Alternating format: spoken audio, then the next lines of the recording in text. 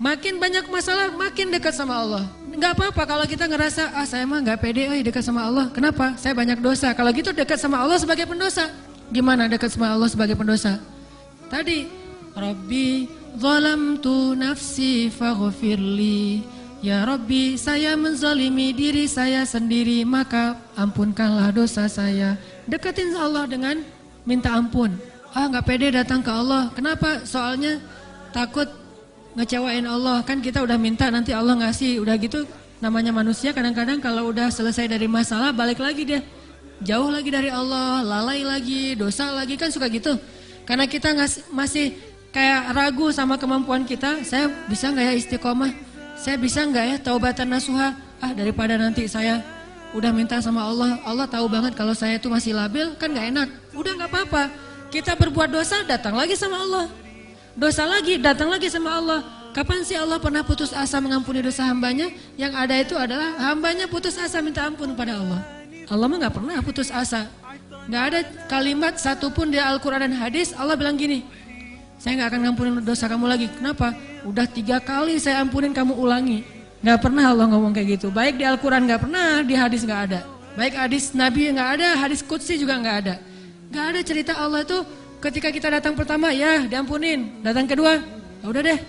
Datang ketiga, ini terakhir ya. Allah gak pernah ngomong gitu kan.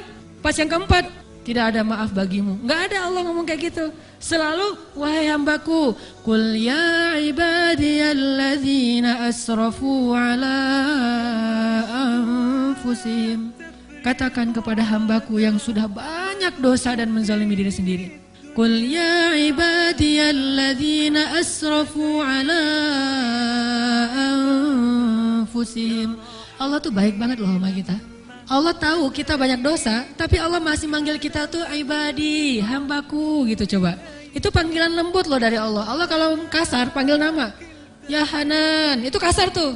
Tapi ya ayah abdi itu lembut. Sama kayak Aisyah kalau marah sama Rasulullah manggilnya Muhammad.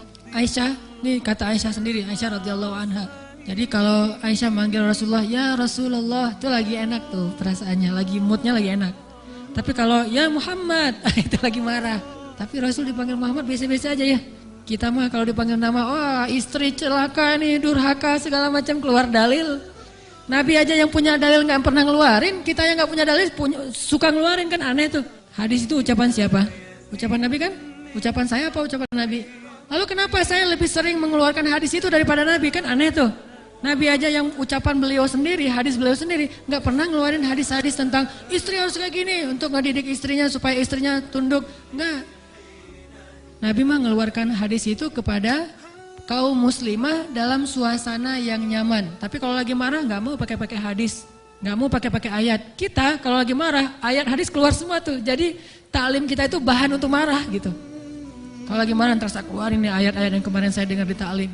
Allah tuh baik banget sama kita. Udah banyak dosa masih manggil abdi, ibadi. Kalau yang banyak mah, Qul ya ibadiyalladzina asrafu ala anfusihim.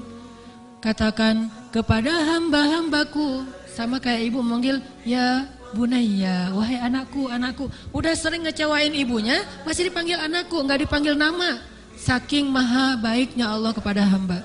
Katakan kepada hamba-hambaku yang melampaui batas. Arti melampaui batas berarti dosanya tuh udah nggak kehitung, udah banyak banget. Dia buat zina, dia membunuh, dia minum khamar, kalau sekarang narkoba, dia pokoknya durhaka, ninggalin sholat, semuanya dia lakukan, termasuk perdukunan, syirik. Tapi Allah masih bilang, Qul ya ibadiyalladzina asrafu ala anfusihim. Apa pesannya? La taqnatu min rahmatillah. Jangan putus asa minta ampun sama Allah. Coba. Gak pernah Allah putus asa ngampunin kita. Yang ada kita putus asa minta ampun sama Allah. La taqnatu min rahmatillah. Jangan putus asa minta ampun sama Allah. Innallaha yaghfirudz dzunuba jami'a. Allah mengampuni dosa semuanya. Semua dosa diampuni. Tapi saya Allah pernah syirik. Innallaha yaghfirudz dzunuba jami'a. Saya pernah berzina ya Allah, yaghfiruz dzunuba jami'a. Saya pernah durhaka sama orang tua ya Allah, yaghfiruz dzunuba jami'a.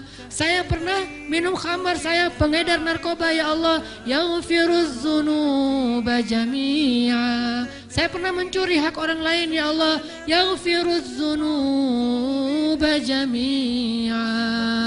Semuanya diampuni.